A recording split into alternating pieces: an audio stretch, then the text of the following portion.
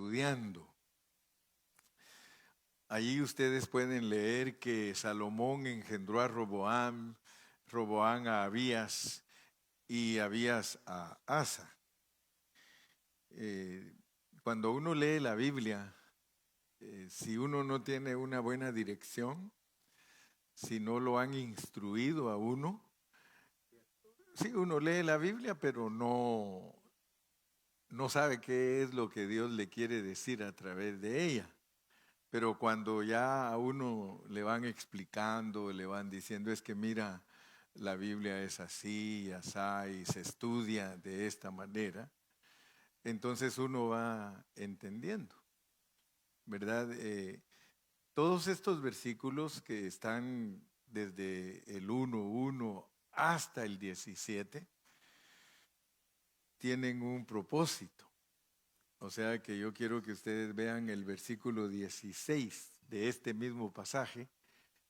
Cuando uno lee versículo por versículo se llama estudiar bajo contexto.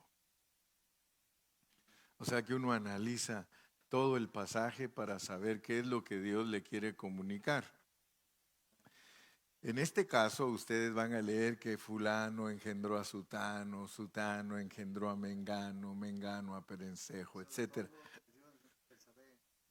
Y va poniendo todos los nombres para esto, mire.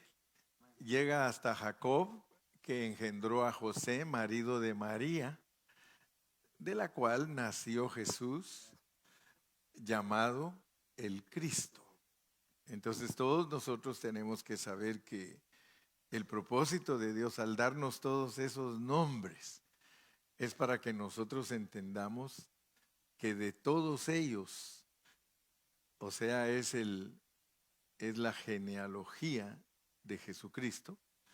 Algunos de ustedes están relacionados con esas expresiones porque cuando van a hablar de la descendencia de una persona, usan lo que se llama árbol genealógico, ¿verdad? Le dicen a uno que hay un árbol genealógico. Y entonces por medio del árbol genealógico uno entiende quiénes son sus familiares. Entonces aquí el propósito, estoy diciéndole para aquellos que son nuevos y que quizá por primera vez van a escuchar al pastor Carrillo, entonces yo me doy a entender para que de esa manera no andemos, bueno, ¿y qué quiso decir este hermano? ¿Verdad? Entonces ustedes se dan cuenta que todo esto, regresemos al 1:1, porque eso se llama contexto. Libro de la genealogía de Jesucristo, hijo de David. Ahí ustedes entienden que pues dice que era hijo de José, pero también es hijo de David, lo cual significa que viene de la línea de David, hijo de Abraham, viene también de la línea de Abraham. Entonces, el Señor Jesucristo para nacer aquí en la tierra tiene a toda su familia registrada en la Biblia para que Él naciera aquí físicamente. Entonces ustedes deben saber que el Señor Jesucristo, que es Dios hecho hombre, pertenece a ciertas familias humanas. A pesar que Él es Dios, Él se hizo hombre y nació a través de su familia humana. Pero resulta que el mensaje de la Biblia no es solamente entender a Jesús con una familia humana, sino que el propósito es más profundo que eso. Y por eso es que consultamos los contextos y tenemos que ir allí mismo a Mateo, que es también contexto de todos estos pasajes, Mateo 12:46 en adelante. Mateo 12:46. Pero mi punto es que ustedes logren ver que el Señor tiene humanidad y tiene divinidad.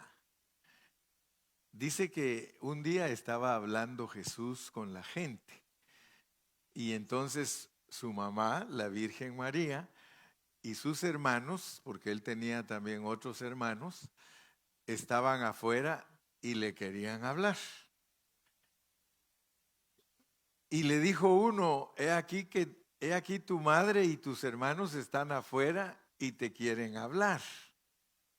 Respondiendo él al que le dijo eso, él le dijo, ¿quién es mi madre? ¿Y quiénes son mis hermanos? Y extendiendo su mano hacia sus discípulos, les dijo, ellos son mi mamá y ellos son mis hermanos.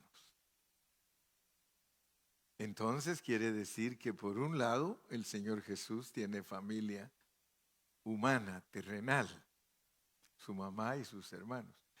Pero por el otro lado, y que usted tiene que notar que es lo más importante, porque no es que él haya despreciado a su familia natural, sino que él tenía un propósito al haber venido aquí, y era de encontrar su familia espiritual.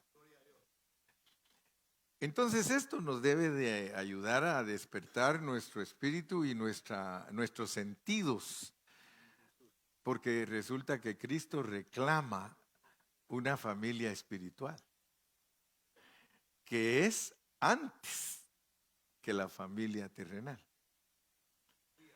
Ahora, eso para nosotros tiene que causarnos un impacto. Nos debe de impresionar que Jesús tiene familia que va antes que su familia terrenal. Ahora, fíjense pues, ustedes y yo amamos mucho a nuestra familia terrenal y damos hasta la vida por ellos, ¿no es cierto?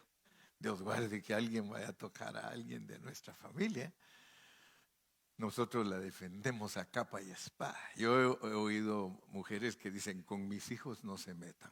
Ay, Dios guarde, porque dice, con mis hijos no se metan. Todo lo que quieren pueden hacer y deshacer, pero cuando me tocan a mis hijos, ni siquiera saben con quién se están metiendo, ¿verdad? Bueno, pero el asunto es que si usted es un cristiano genuino, si usted es una cristiana genuina, usted es familia mía antes que mis propios hermanos en la carne y mi papá y mi mamá. Fíjese pues.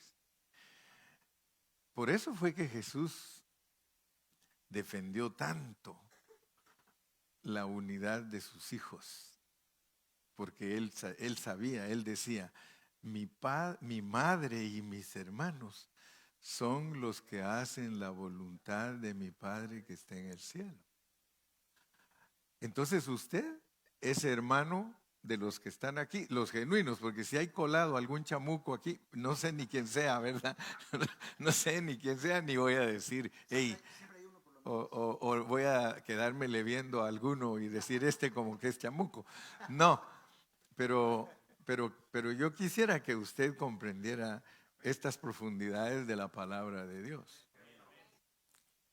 Porque entonces cuando usted lee la genealogía de Jesucristo, Él está matando dos pájaros de un tiro.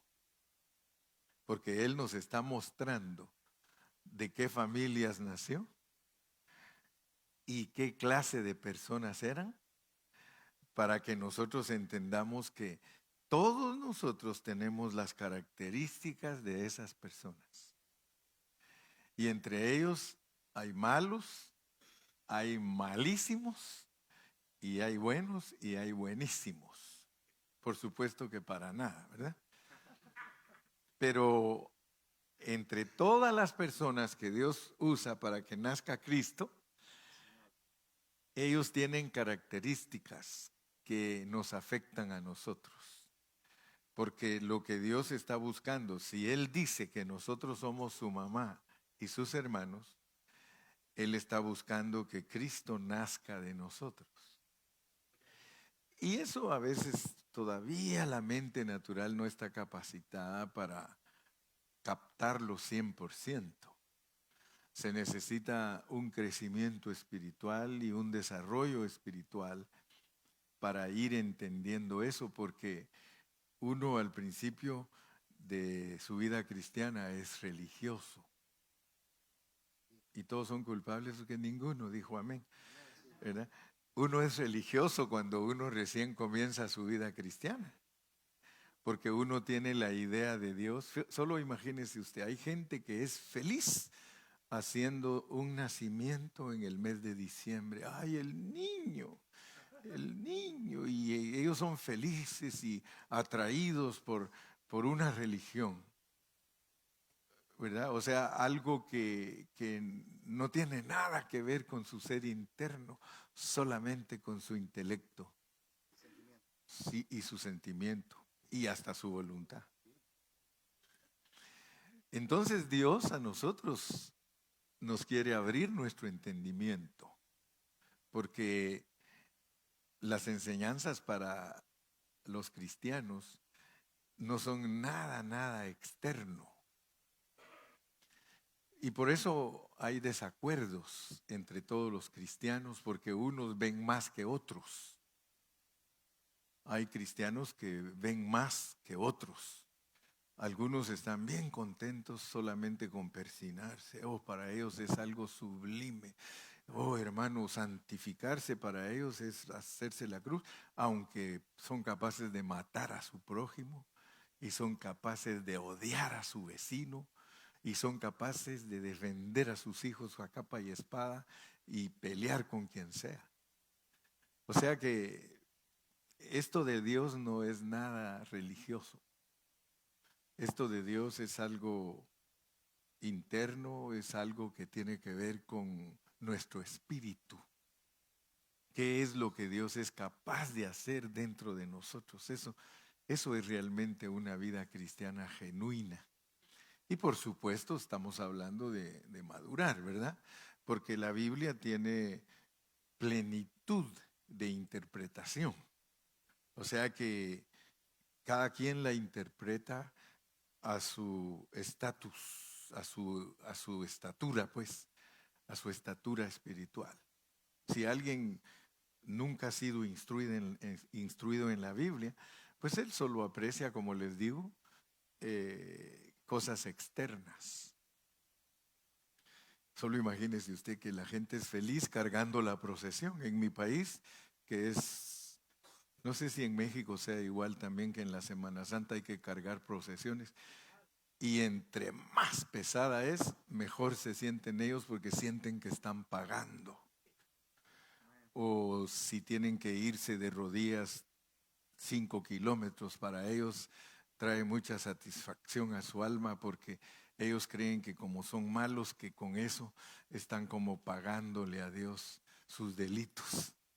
Y todo eso pues es mentira, porque Cristo murió en la cruz para perdonarnos de todos nuestros pecados, de todos nuestros pecados.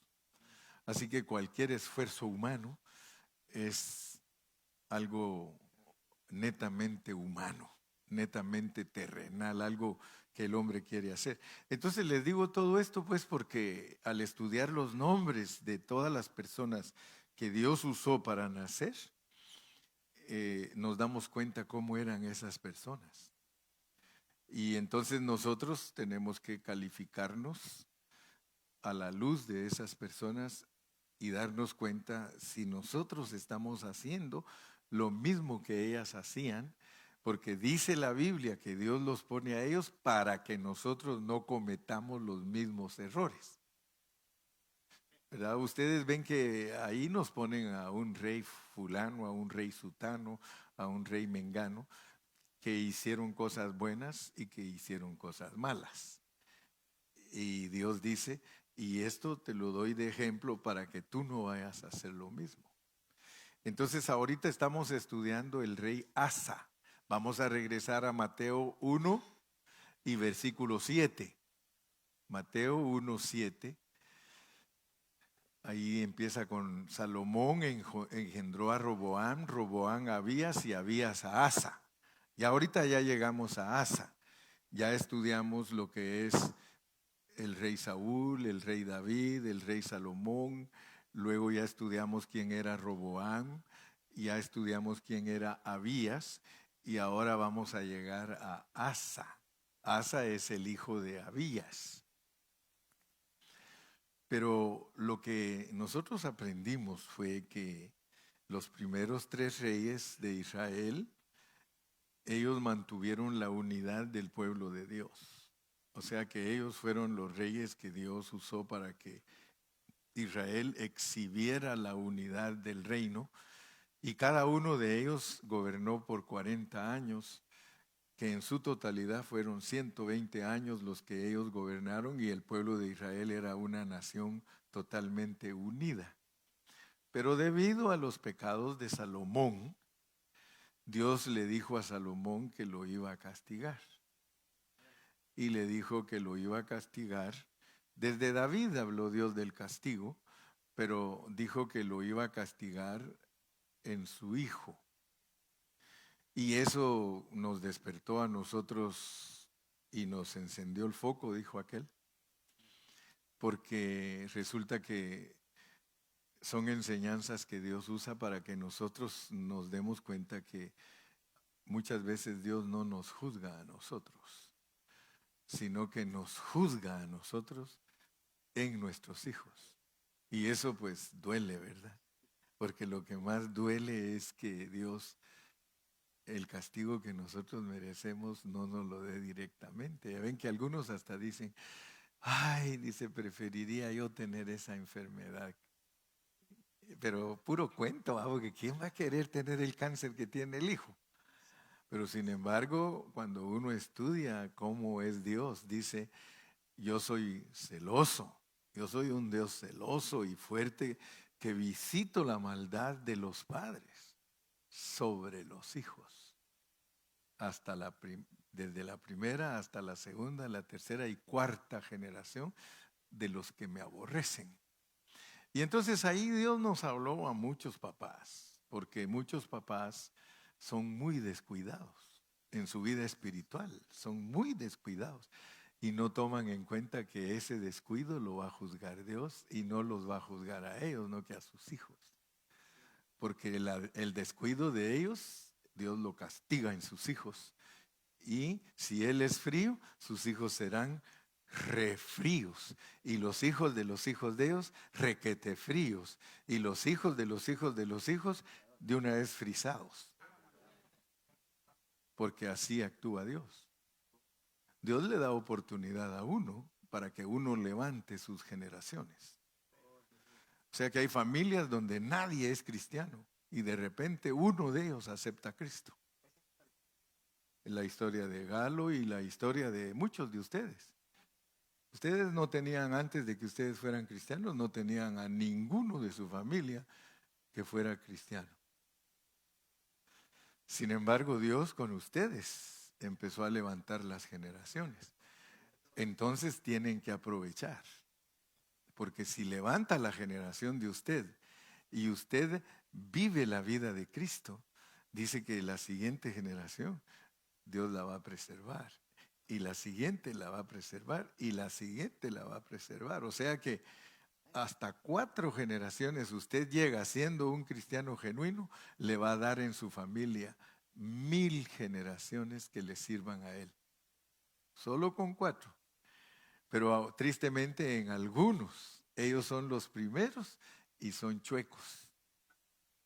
No son genuinos, no son absolutos para Dios. Y entonces Dios frena la bendición que tenía preparada para darle a sus 4 generaciones y después a 1000 generaciones. Entonces lo que sucedió con Salomón fue que Dios le dijo a David que iba a romper el reino en su hijo, especialmente el hijo de Salomón, que se llamaba Roboam. Y cuando Dios rompió el reino con Roboam, Roboam permitió toda clase de pecados en el pueblo. O sea que Roboam fue un rey que permitió todo lo que Dios prohibía. Todo. Dios prohibía en Levítico 18, ustedes lo pueden leer, Dios prohibía la prostitución, el homosexualismo, la idolatría. Y comenzando con Salomón, que Salomón en el final de su vida dice que hasta se fue a los ídolos. Y entonces Roboam fue peor que su papá, permitió todo, todo, todo. Entonces Dios no se agradó de Roboam, y Abías, que fue el hijo de Roboam, como que quiso agarrar la onda, pero no la agarró, porque Abías se distinguió por que él guardó siempre los mandamientos de Dios, pero también se descuidaba en hacer cosas que hicieron los otros reyes, porque dice que siguió en los pecados de su papá Roboam, a pesar que ganó las guerras contra sus propios hermanos, porque él venció a Jeroboam con un ejército de 400,000, derrotó a un ejército de 800,000, lo cual significa que Dios peleó por él. Pero luego nos trajeron a Asa, y ese es el que estamos estudiando ahorita. Vamos a irnos a Segundo Crónicas. Les prometo que solo voy a hablar 3 horas. No, no son mentiras. Unos minutitos nada más para que usted se vaya bendecido. Vamos a ir a Segundo de Crónicas. Segundo de Crónicas. Oh, Vanessa, tú eres la hija de la hermana, ¿cómo se llama? Sí, yo creo que sí conozco a tu mamá, ¿verdad o no? Sí. Ah, bueno, sí. Entonces, por eso dije, Vanessa es hija de una hermana conocida para nosotros. Amén. Gloria a Dios. Entonces, ese era un anuncio, ¿eh? Pero como que se me prendió el foco ahí. Dice que aquí en Segundo de Crónicas, y quiero que por favor todos ustedes pongan atención, porque Segundo de Crónicas, el capítulo 14, el 15 y el 16, todos esos 3 capítulos nos hablan de Asa. Pero yo quiero que ustedes noten cómo empezó Asa. Dice en el capítulo 14, durmió Abías, ahí se recuerdan que ya estudiamos a Abías. Él durmió, o sea que se murió y durmió con sus padres. Ese es un versículo que nos muestra que todos los hijos de Dios cuando se mueren se van a reunir con sus padres. ¿Ok? Eso es bíblico, ¿verdad? Durmió y se fue con sus padres y fue sepultado en la ciudad de David, y reinó en su lugar su hijo Asa, en cuyos días tuvo sosiego el país por 10 años. Bueno, aquí ustedes se dan cuenta que este rey empieza bien. Empieza bien porque nos dice que en sus días tuvo sosiego el país por 10 años. O sea que por lo menos 10 años de su reinado se puede decir que Asa supo hacerla. Versículo 2. E hizo Asa lo bueno y lo recto ante los ojos de Jehová su Dios, porque quitó los altares del culto extraño y los lugares altos, quebró las imágenes y destruyó los símbolos de acera. Por eso a él le llaman un rey reformador, porque él quitó todo lo que no le agradaba a Dios. Imagínense ustedes que el Papa hiciera eso. ¿Cómo no podría aparecer el Papa en otra historia que obedeció a Dios? Pero no, los papas ya van más de, no sé cuántos papas van ya, creo que como 180 papas desde que dicen que Pedro fue el primero. Y están las fotos de ellos en el Vaticano diciendo que ellos son los papas puestos por Dios y que Pedro fue el primero. Pero Pedro no fue papa porque Pedro era casado y ellos no son casados. Entonces no es pura mentira de ellos que se inventaron que Pedro fue el primer papa. Porque si usted lee la Biblia dice que Jesús le sanó la suegra. O sea que Pedro tenía suegra. Y que yo sepa, ni un papa ha tenido suegra. Lo que sí se les coló fue una papisa. Sí, o sea que hubo una mujer que fue papa, que se disfrazó de hombre y se los vaciló y fue papa por mucho tiempo y era mujer. ¿Eh? Así que eso de los transvestis no crean que es nuevo. Ya hubo papa transvesti. Dice entonces, y mandó a Judá que buscase a Jehová, el Dios de sus padres, y pusiese por obra la ley y sus mandamientos. Entonces noten pues que este hombre es tremendo. Este hombre vino como alguien que iba a acabar toda la corrupción, como hoy día muchos presidentes que están entrando a los países ya con una mentalidad diferente, y ahorita los países, como que muchos pueblos están cansados de tener gobernantes corruptos y ahora están muy preocupados de que suban al poder hombres que de verdad los representen con limpieza y con pureza. Entonces yo siempre he pensado que el milenio está muy cerca, porque en el milenio es que van a haber gobernantes puros. Y puede ser que estos presidentes como el del Salvador, que ese sí llegó a limpiar El Salvador y ahora quieren que en Guatemala se haga lo mismo. Allá lo hicieron antes en Singapur y ahora el de Argentina, que también viene bien filudo. Y todos los gobernantes que están entrando ahora ya están cansados de la corrupción. Pero es con vísperas del milenio, porque ya viene el reino de Cristo y el reino de Cristo va a ser con justicia. Y usted y yo vamos a ser, dice, reyes en el milenio, si es que la hacemos, pues. Sí la vamos a hacer. Tenemos que hacerla, hágalo. Y mandó a Judá que buscase a Jehová, el Dios de sus padres, y pusiese por obra la ley y sus mandamientos, versículo 5. Quitó asimismo de todas las ciudades de Judá los lugares altos y las imágenes, y estuvo el reino en paz bajo su reinado. Y edificó ciudades fortificadas en Judá, por cuanto había paz en la tierra. Les dije que el reino de Cristo es el reino de paz. O sea que estas son fotografías como para que uno vea lo que va a ser el reino verdadero de Cristo. Dice, y no había guerra contra él en aquellos tiempos, porque Jehová le había dado shalom, le había dado paz. Versículo 7. Dijo por tanto a Judá, que era el reino del sur, edifiquemos estas ciudades y cerquémoslas de muros con torres, puertas y barras, ya que la tierra es nuestra, porque hemos buscado a Jehová nuestro Dios. Fíjese cómo hablaba él. Le hemos buscado y él nos ha dado paz por todas partes. Edificaron pues y fueron prosperados.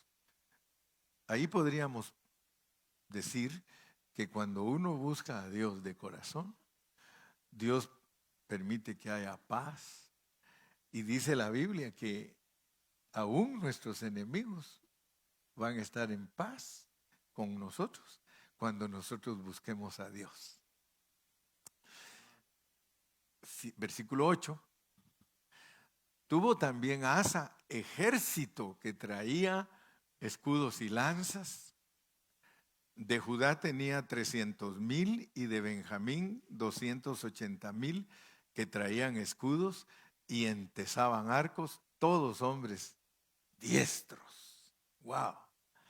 Y salió contra ellos Sera, un cusita, un moreno, con un ejército de 1,000,000 de hombres y 300 carros, y vino hasta Maresa.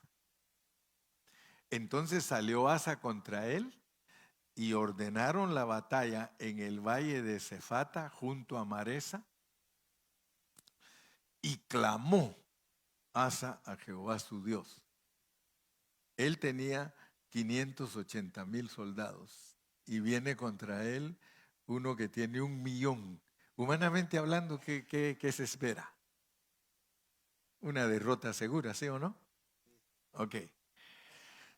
Dijo, oh Jehová, para ti no hay diferencia alguna en dar ayuda al poderoso o al que no tiene fuerzas.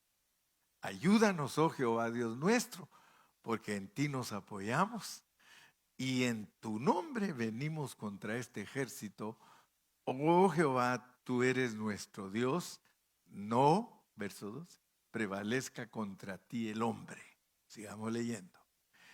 Y Jehová deshizo a los etíopes delante de Asa y delante de Judá, y huyeron los etíopes.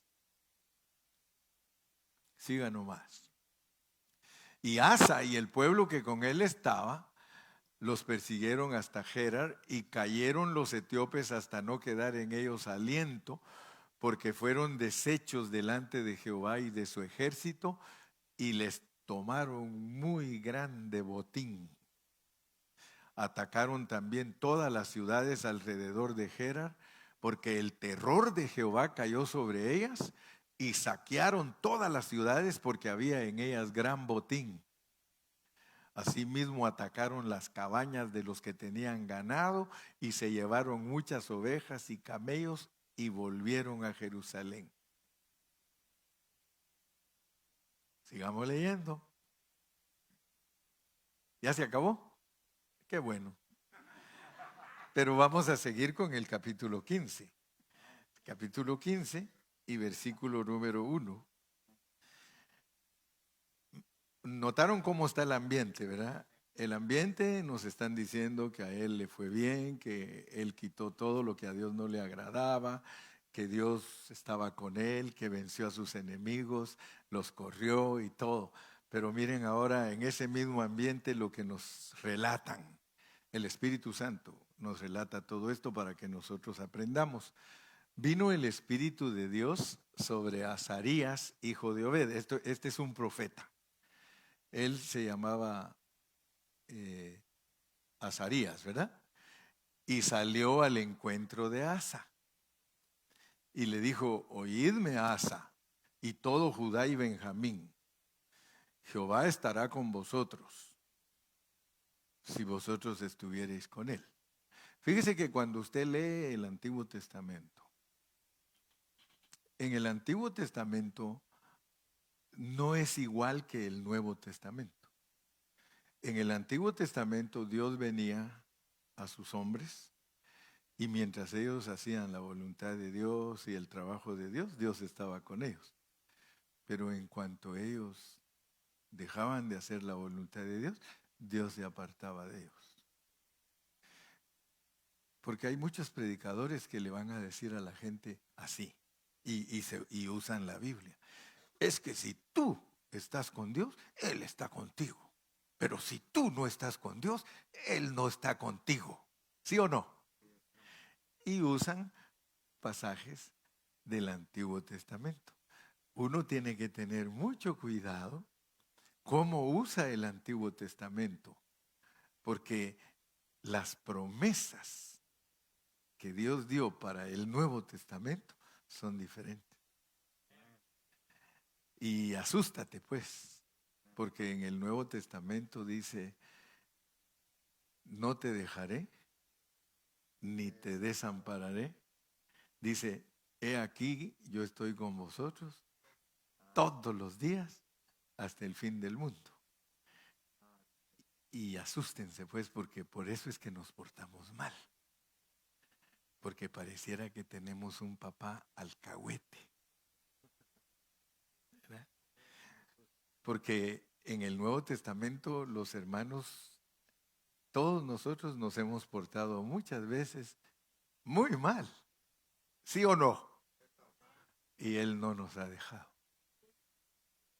Él no nos deja porque, acuérdense, y la forma de identificar a las personas del Antiguo Testamento con las del Nuevo es de que todas las personas del Antiguo Testamento eran hoteles para Dios, mientras que todos los cristianos del Nuevo Testamento son la casa de Dios. Por eso les digo, ya si ustedes no ponen atención a las enseñanzas, ya es cosa de ustedes, y ustedes pueden estar en sus conceptos y en sus convicciones mezclados. Pero eso ya es de ustedes. Pero si ustedes son cristianos muy responsables y le piden a Dios entender la Biblia en la manera que está escrita para nosotros los cristianos del Nuevo Testamento, entonces nosotros vivimos vidas con una convicción mucho mejor que los cristianos que no tienen instrucción. Por eso yo siempre le aconsejo: sea atento a la instrucción, no desprecie la sabiduría, búsquela. En el Antiguo Testamento todos esos hombres de Dios eran hoteles. Dios venía, cumplía lo que tenía que cumplir con ellos y se iba. Por eso, si ustedes leen el Salmo 51, David sabía lo que es cuando lo abandona a uno el Espíritu Santo. Él vio cómo a Saúl lo abandonó el Espíritu Santo y que cuando se le iba el Espíritu a Saúl se volvía un hombre endemoniado. ¿Sí o no? Que solo la arpa de David le podía sacar los demonios. Amén. Entonces David sabía lo que era cuando ya el Señor se iba, después de que cumplía la comisión, y él le decía: no quites de mí tu Santo Espíritu. David estaba como un hombre que podía ver lo que iban a hacer los cristianos del Nuevo Testamento. Por eso es que la Biblia dice que de los profetas, dice, de los hombres nacidos de mujer, nadie mayor que Juan el Bautista. Pero dice que uno de los cristianos del Nuevo Testamento es mayor que Juan el Bautista, porque también a Juan le venía y se le iba el Espíritu. Porque es hasta que Cristo murió en la cruz y resucitó que los cristianos se volvieron la casa de Dios. Cuando Él se sopló en ellos y les dijo: recibid el Espíritu Santo, de ahí en adelante la iglesia es la casa de Dios. Y si no me lo creen, ahorita regresamos al 15:2 de Segundo Crónicas, vamos a Hebreos 3:6. Hebreos 3:6. Ese versículo es de los de oro, ¿verdad, Gilmar? Pero Cristo como hijo sobre su casa. Pero Cristo como hijo sobre su casa. ¿La cual casa qué? Entonces yo no le estoy enseñando a usted cosas incorrectas. Yo le dije que usted no es hotel. ¿Usted qué es? Y no porque lo diga el hermano Gilberto, sino que lo dice. No vas a creer que tú, Gilberto. Yo me llamo Gilberto también. Somos tocayos.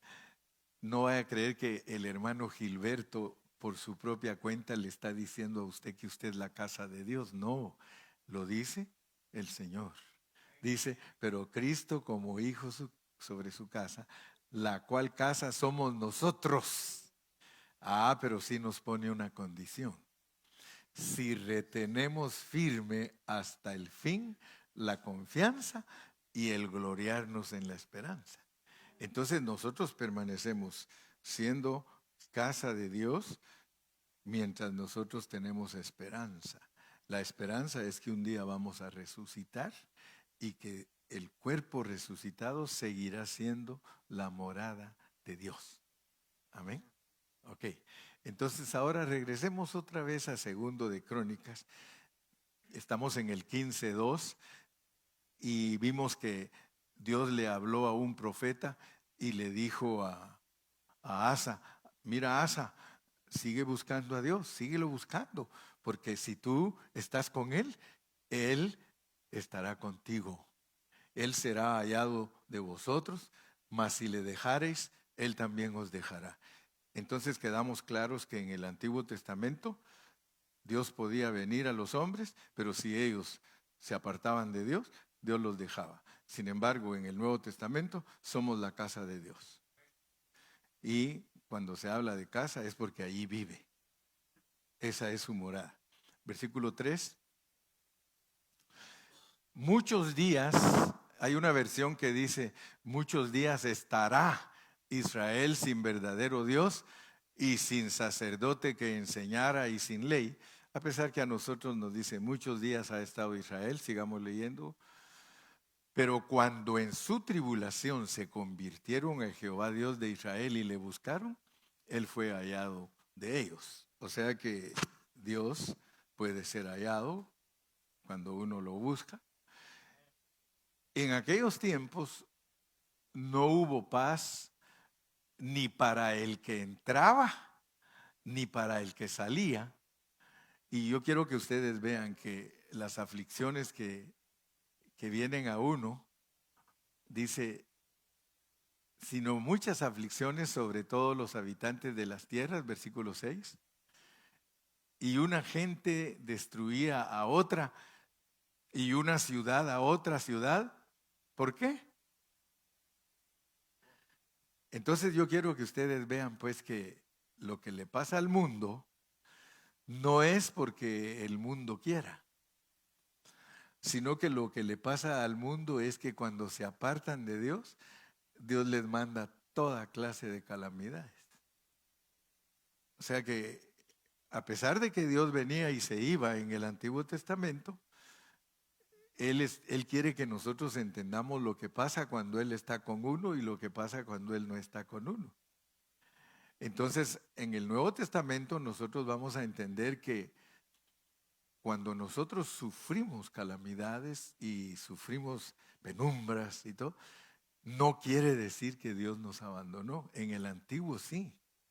En el antiguo, cuando alguien se portaba mal, Dios lo abandonaba. En el nuevo, aunque uno se porte mal, Dios siempre está esperando que uno se vuelva a Él. Y lo que hacemos nosotros en el Nuevo Testamento es contristar al Espíritu Santo. Cuando usted siente que Dios no está con usted, no es que lo dejó, porque en el Nuevo Testamento Él dijo que nunca lo iba a dejar. Por eso Él se hizo hombre y murió y resucitó para quedarse en el hombre. Porque mientras Él no había pasado por ese proceso, Él no podía quedarse con el hombre. Él era un espíritu sin haber sido procesado. O sea que Dios en el Antiguo Testamento, Él es espíritu, pero no está procesado. A algunos les estorba esa declaración cuando usted les dice que Dios es un Dios procesado.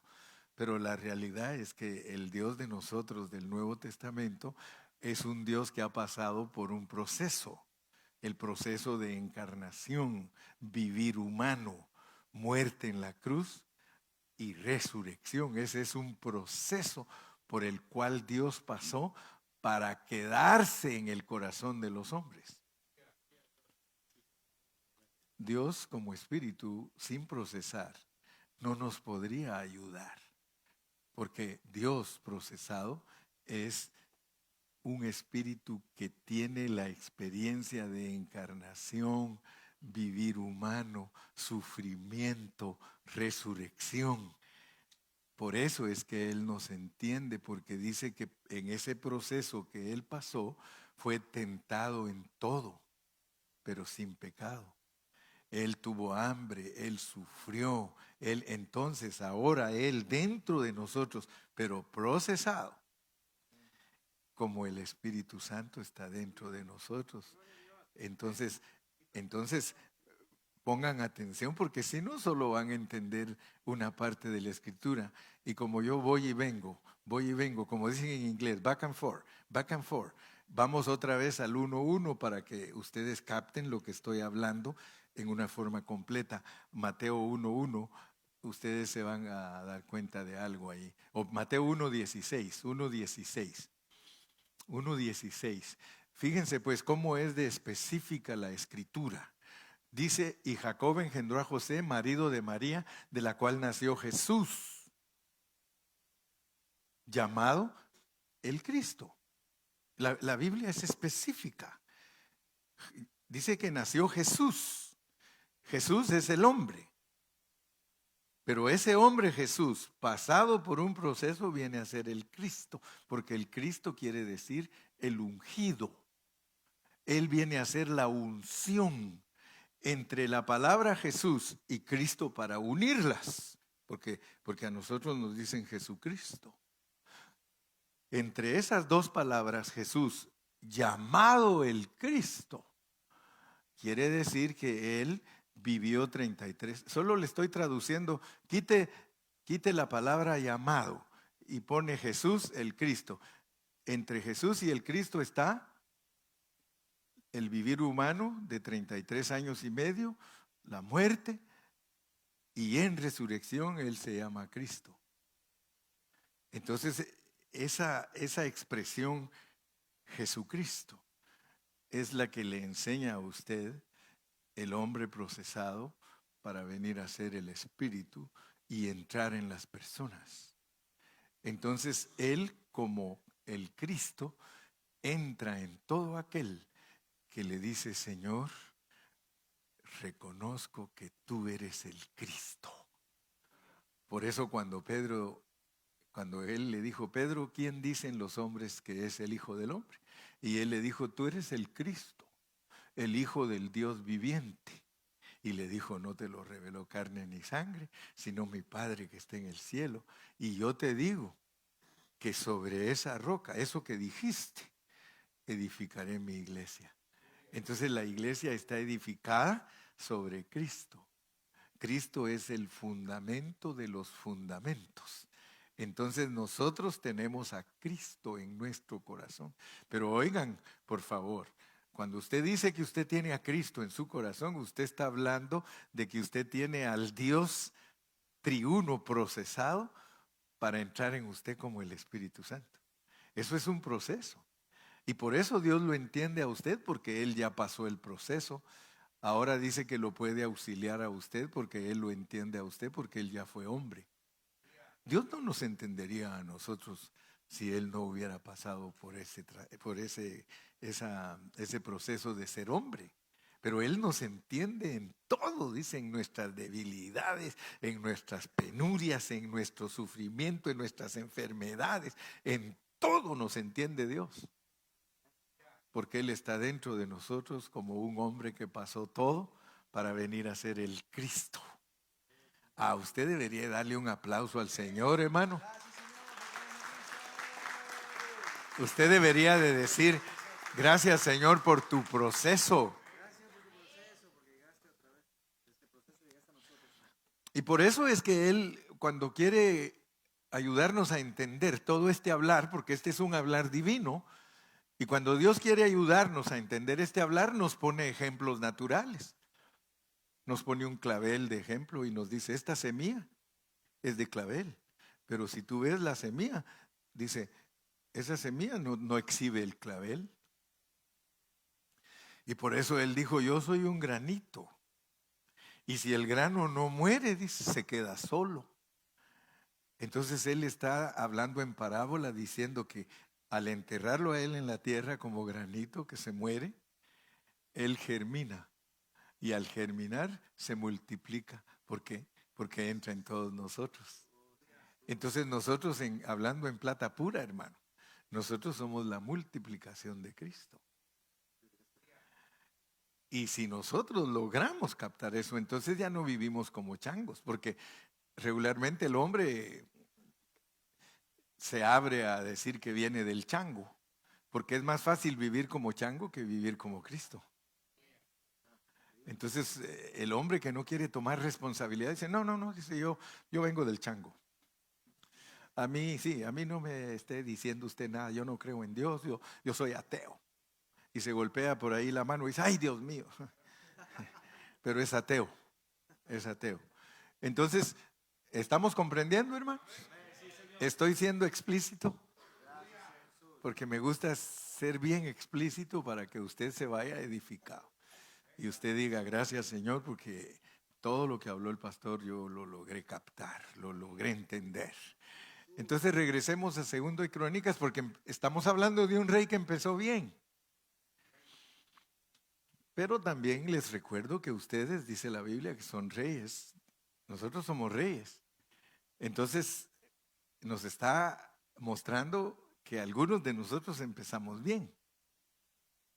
Pero tenemos que cuidarnos porque mire, y una gente destruía a otra y Dios mandó calamidades porque se apartaron de él. Verso 7. Pero esforzaos vosotros y no desfallezcan vuestras manos, pues hay recompensa para vuestra obra.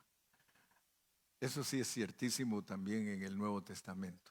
Dice que nuestra obra no se va a quedar sin su recompensa. Y la recompensa para nosotros los cristianos es reinar con Cristo. Sigamos leyendo. Cuando oyó Asa las palabras y la profecía del profeta Azarías, hijo de Obed, cobró ánimo. Mire qué tremendo, hermano.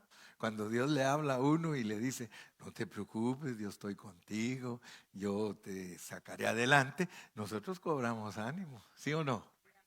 ¿Cuántos de ustedes han venido aquí y salen con su ánimo bien recobrado? O sea que la palabra de Dios los bendijo, les habló, se fueron llenos. Y dice, cobró ánimo y quitó los ídolos abominables de toda la tierra de Judá y de Benjamín y de las ciudades que él había tomado en la parte montañosa de Efraín, y reparó el altar de Jehová que estaba delante de él. Sí, el pórtico de Jehová, sigamos leyendo. Después reunió a todo Judá y Benjamín y con ellos los forasteros de Efraín, de Manasés y de Simeón, porque muchos de Israel se habían pasado a él, viendo que Jehová su Dios estaba con él. Fíjense que esto sucede porque ustedes saben que del lado de Judá estaba Asa y allá en el otro lado estaba Jeroboam, y Jeroboam estaba celoso porque los hijos de Israel veían que Judá siguió los caminos de Dios, y entonces se ponían a verlos del otro lado y decían, no, dice, mejor vámonos para allá, vámonos porque allá sí están sirviendo a Dios. Y eso es lo que sucede hoy en día. Nosotros hemos crecido, esta iglesia ha crecido, y muchos de ustedes son testigos. Algunos de ustedes vinieron aquí porque me vieron en el Facebook, ahí predicando, y dice, nos vamos a ir allá con ese pastor porque él se dedica a solo la Biblia. Y mire, y los otros pastores celosos, los jeroboanes pues, celosos. Sí, ¿no? Si ustedes supieran las historias que me cuentan los hermanos, dice hermano Carrillo, fíjese que yo me vine para esta iglesia y el pastor de allá me maldijo. Ustedes saben que los pastores son tan malos que cuando alguien se cambia de congregación, los maldicen, hermano. Qué corazón el que tienen, hermano. Yo no maldigo a ningún hermano. Si algún día se va de aquí, hasta le doy la patadita. Dice, bendígame, hermano Carrillo, sí. No, yo aprendí eso, fíjense, yo no soy de esa clase de pastores. Que si, es más, a veces han venido, pastor, yo me voy de esta iglesia por esto y esto y esto. Le digo, bueno, pues ni modo, le digo. Ya, aquel ya se la sabe, dice que le vaya bien, dice. Que le vaya bien. Sí, yo le digo, hermano, mira, si tú no te satisface lo que el hermano Carrillo predica, imagínate qué puedo hacer.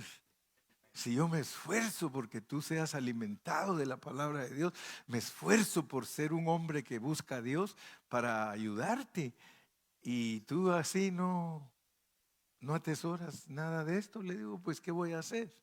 Pero yo nunca te voy a maldecir porque tú te vayas de aquí, hermano. Sin embargo, eso hacía Jeroboam. Una vez dijo, porque Dani ya tiene años de venir aquí, y yo le he dicho, Dani, quédate allá mejor. Y dice, quédate allá, le digo. Dice, no, pastor, hasta que Dios diga. Hasta que él viene todos los viernes y todos los domingos. Un viernes no y otro tampoco. Pero, no, pero sí viene, sí. Él viene viernes y domingo desde Victorville y se ha ganado a toda su familia. Y toda su familia viene desde Victorville. Y eso es admirable, hermano, porque a uno solo lo siguen cuando ven que de verdad uno pelea su buena batalla. O sea que en ti hay cosas buenas, buenas. Y todos ellos las ven. Y dicen, no, nos vamos con Dani, vamos a la reunión. Y gracias a Dios, ayer estábamos, no vino hoy Ismael, ¿va? Pero Ismael, ya ves, te lo ganaste también para el Señor. Bueno, por tu hija, ¿verdad? Pero ya ves que aquí viene también Ismael. Y ayer nos estaba contando, nos dice, pues yo, mire, dice, soy católico, pero ¿sabe qué? Le voy a confesar la verdad, hermano Carrillo. Yo soy católico, pero de nombre, porque solo fui a mi primera comunión y ya nunca más fui. Pues qué bueno, le digo, porque así entiendes esto. Y ahora me dice, estoy tratando de entender bien todo esto.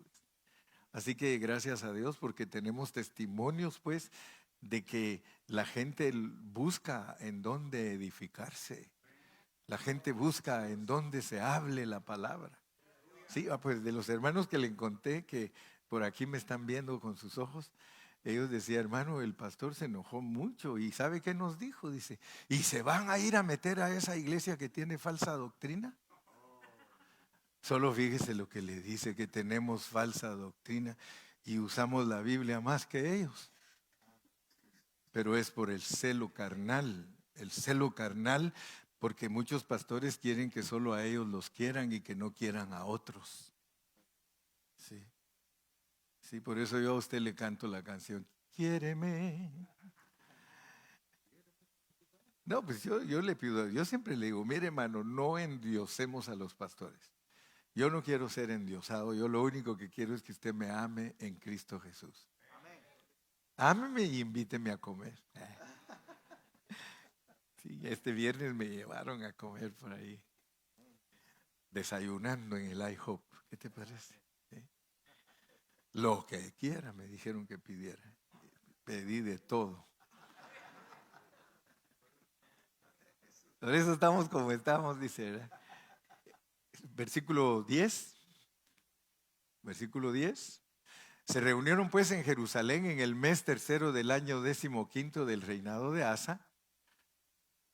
Y en aquel mismo día sacrificaron a Jehová. Fíjese, mire, esto es impresionante. Yo creo que muchos ni lo entienden. Sacrificaron del botín que habían traído 700 bueyes y 7,000 ovejas, hermano. Por supuesto que de ahí comían también, ¿verdad? O sea que era un pueblo entero, ¿verdad? Porque la mitad de toda esa comida se la comía el pueblo, los sacerdotes, porque la otra mitad la quemaban porque la idea era que Dios comía. O sea que todo lo que el pueblo de Israel quemaba totalmente a que quedaran cenizas, esa era la parte de Dios. Pero por supuesto que son figuras para que nosotros los cristianos del Nuevo Testamento entendamos que la ofrenda que es Cristo, porque todas las ofrendas solo tipifican a Cristo, y esas ofrendas que tipifican a Cristo son experimentadas por nosotros. Entonces nosotros lo que le ofrendamos a Dios es la satisfacción que usted tiene de Cristo.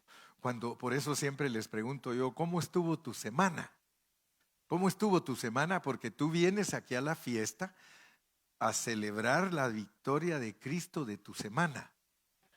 O sea que te dio paz, te dio salud, te dio gozo.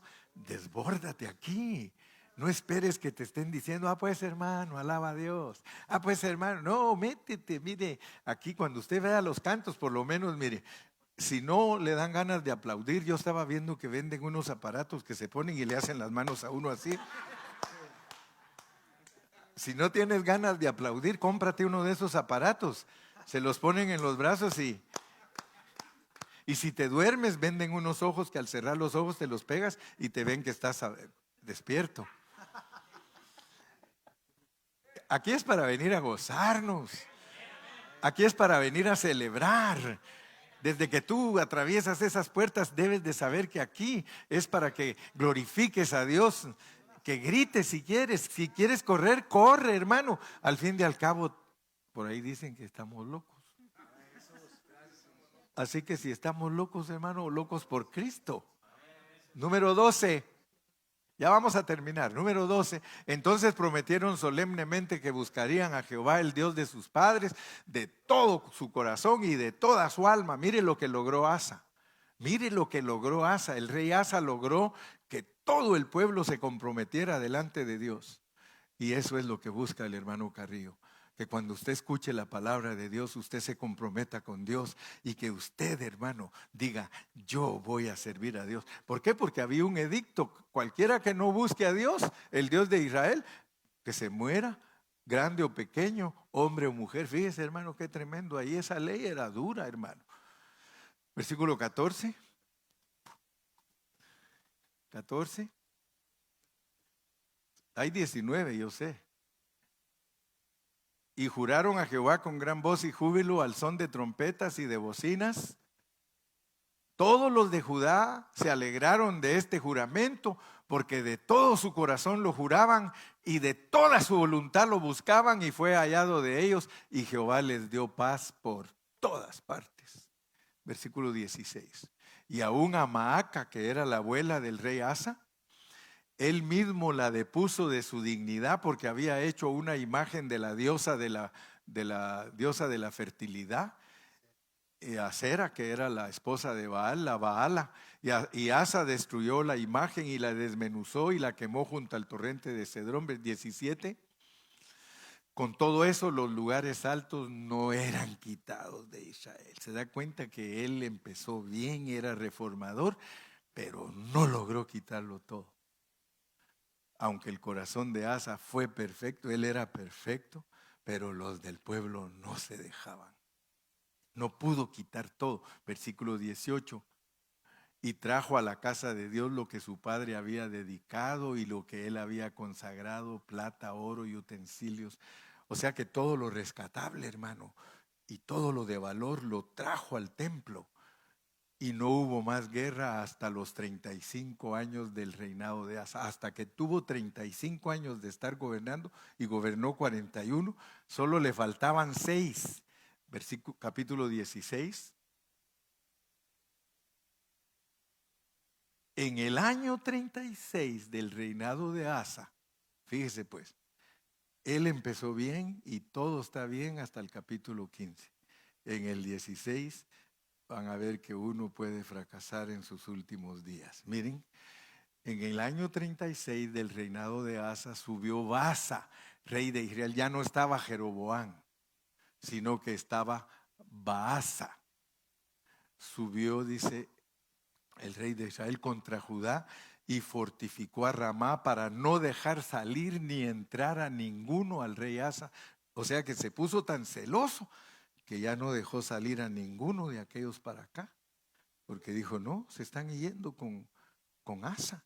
Y es que Asa quiere servir bien a Dios y nosotros no. Nosotros tenemos becerros, tenemos ídolos, tenemos todo. Entonces, versículo 2, miren a Asa.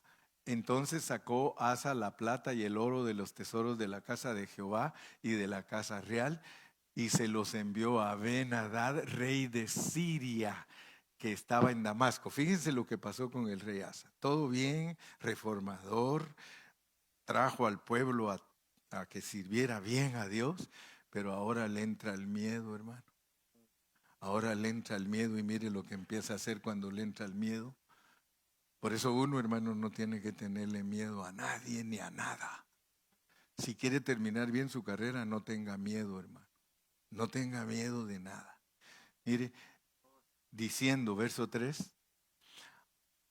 al rey de Asiria, a un impío le dice, mira, aquí tengo oro, tengo plata, tengo piedras preciosas. ¿Por qué no hacemos alianza, así como hubo entre mi padre y el tuyo? He aquí te he enviado plata, oro, para que vengas y deshagas la alianza que tienes con el rey de Israel, con Baasa, a fin de que se retire de mí, porque solo me hace la vida dura. Él está siempre peleando conmigo. Por supuesto que esas son figuras de los pastores peleando contra los pastores, los reyes peleando contra los reyes. Porque cada vez que usted pelea con un hermano, usted está rey contra rey. Porque su hermano es rey y usted es rey. Un pastor es rey, el otro es rey. Entonces, peleándose porque las ovejas buscan en dónde está lo más sabroso de la comida y dónde hay pastos delicados. Y entonces viene aquel y dice, voy a hacer alianza con el rey para que me retire a este hermano Baasa, porque es mi hermano. Verso 4. Y consintió Ben-Hadad con el rey Asa y envió los capitanes de sus ejércitos contra las ciudades de Israel y conquistaron Hijón, Dan, Abel-Maim y las ciudades de aprovisionamiento de Neftalí. Ya de aquí en adelante se me lengua la traba. ¿Okay? Verso 5. Oyendo esto, Baasa cesó de edificar a Ramá y abandonó su obra. Verso 6. Entonces el rey Asa tomó a todo Judá y se llevaron de Ramá las piedras, la madera con que Baasa edificaba, y con ellas se fue a edificar Jeba y a Mizpa. Seguimos. ¿Sí? En aquel tiempo vino el vidente Anani, otro profeta. Ahora ya no es Azarías. Ahora el vidente Anani viene a Asa, rey de Judá, y le dice: ¿por cuánto te has apoyado en el rey de Siria y no te apoyaste en Jehová tu Dios? Por eso el ejército del rey de Siria ha escapado de tus manos. 8. Los etíopes y los libios no eran un ejército numerosísimo con carros y mucha gente de a caballo, con todo, porque te apoyaste en Jehová. Él los entregó en tus manos. Porque los ojos de Jehová contemplan toda la tierra para mostrar su poder a favor de los que tienen corazón perfecto para con él. Locamente has hecho en esto, porque he aquí en adelante habrá más guerra contra ti. Entonces se enojó Asa. Mire, hermano, qué tremendo. Se enojó contra el vidente, o sea, contra el profeta, y lo metió a la cárcel, hermano, porque se encolerizó grandemente a causa de esto y oprimió Asa en aquel tiempo a algunos del pueblo. Verso 11. Mas he aquí los hechos de Asa, primeros y postreros, están escritos en el libro de los reyes de Judá y de Israel. 12. En el año 39 de su reinado, se enfermó gravemente de sus pies. Yo pienso que era diabético. Así que cuidado los diabéticos. Sí, porque casi todos los diabéticos se terminan enfermos de los pies, hermano. Y en su enfermedad, mire pues, no buscó a Jehová, sino a los médicos. Y durmió Asa con sus padres y murió en el año 41 de su reinado. Y lo sepultaron en los sepulcros que él había hecho para sí en la ciudad de David, y lo pusieron en un ataúd, el cual llenaron de perfumes y diversas especias aromáticas, preparadas por expertos perfumistas, e hicieron un gran fuego en su honor. Ok, resumen. ¿Se dieron cuenta? Los 3 capítulos hablan de Asa. Él empezó bien, pero llegó un momento en su vida que confió más en los hombres, porque se apoyó al rey de Asiria. Y aún más de sus enfermedades, se apoyó más en los médicos que en Dios. Sí. Por eso yo siempre les he dado consejo a ustedes. Miren, hermanos, porque con este resumen terminamos hoy. Porque algunos no entienden cómo funciona la sanidad divina y el usar los médicos. Todos nosotros los cristianos, cada vez que nos enfermamos, lo primero que tenemos que pedir es oración a los hermanos para que Dios nos sane. Lo primerito. Y yo bendigo a todos esos hermanos de aquí, de esta congregación, que lo primero que hacen es: pastor, ore por nosotros porque estamos enfermos. Pastor, ore por mi papá porque está enfermo. Pastor, ore por mi mamá porque está enfermo. Si tú te olvidas de tu localidad cuando te enfermas, tú no estás confiando en Dios. Yo no te estoy diciendo, porque la Biblia no prohíbe que vayas con los médicos. Lo que la Biblia prohíbe es que pongas tu confianza total en los médicos y no en Dios. Dios es primero. Dios es tu sanador. Dios es tu doctor. Dios. Y ya, hermano,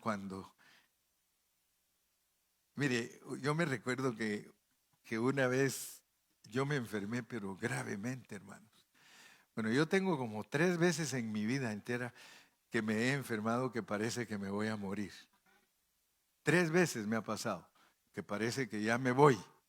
Y después me canta mi esposa: ¿por qué estás que te vas y te vas y te vas y no te has ido?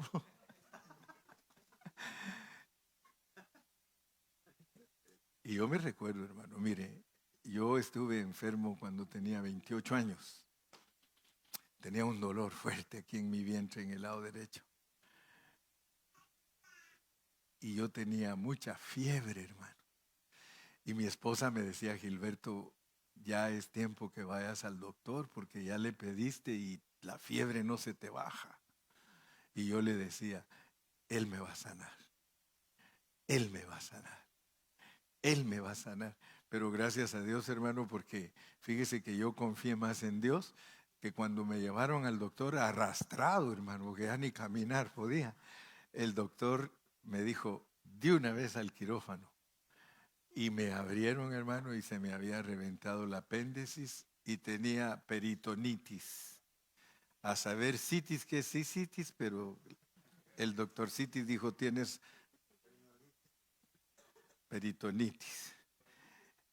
Y gracias a Dios, hermano, me operaron y me levanté.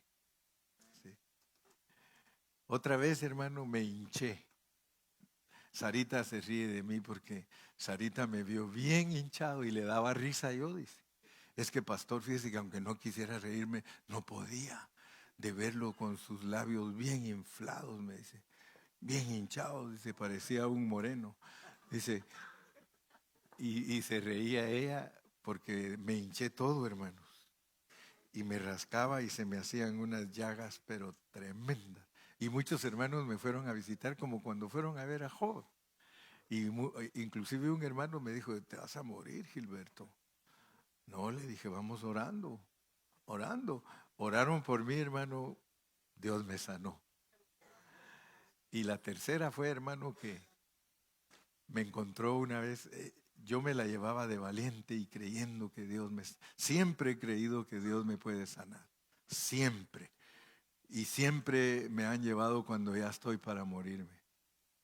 Pero le doy gracias a Dios porque Él me trae otra vez de vuelta, porque honra mi fe. Él de último ha dejado que los médicos me traigan, pero yo he confiado en que Él lo puede hacer. Esa vez me recuerdo, hermanos, que me encontró un pastor, porque yo de valiente fui a dejar al taller el van de la iglesia y cuando venía de regreso me vine caminando para la casa y habían como 3 millas. Y le dije, me voy a ir caminando. Y ya no aguanté. Y me senté debajo de un árbol allá en Fontana, por aquellos campos de aquel lado, buscando el 210. Y ahí me senté, hermano, y llegó el hermano Daniel Córdoba y me dijo, porque lo llamé para ver si me daba raid, y él llegó, era otro pastor, y me dijo, pastor, ¿qué tiene? ¿Por qué? Le digo, está blanco, me dijo. Pues lo único, le digo, es que me duele el pecho. No, pastor, dice, vaya, y tiene que lo controlen, y sí. Y me fui y también de emergencia me abrieron para operarme el corazón, porque tenía totalmente tapada la coronaria. Y ya otra vez de regreso. Y gracias a Dios aquí estoy, mire. Y ahora pues gracias a Dios estoy bien. Estoy bien y aquí frente a ustedes disfrutando a Cristo. Pero acuérdense pues, acuérdense, pongan a Dios en primer lugar en todas sus enfermedades y dolencias y Dios se glorifica. Y si Él quiere, los doctores Él los usa para cuando ya te tienen que traer de regreso. Ahí para que te pongan, ellos se encargan de traerlo a uno de regreso, pero nuestra confianza está en, nuestra confianza está en, ay Dios, no mire, nuestra confianza está en, todavía la mitad nada más, nuestra confianza está puesta en, bueno, ahora sí les creo. Entonces, si Dios nos da vida, ahora vamos a... mañana, por medio de Facebook, empezamos con el rey Josafat. Ya estudiamos a Saúl, a David, a Salomón, a Roboán, a Abías, a Asa, y ahora vamos a llegar a Josafat, al 7º rey. Dios los bendiga a todos.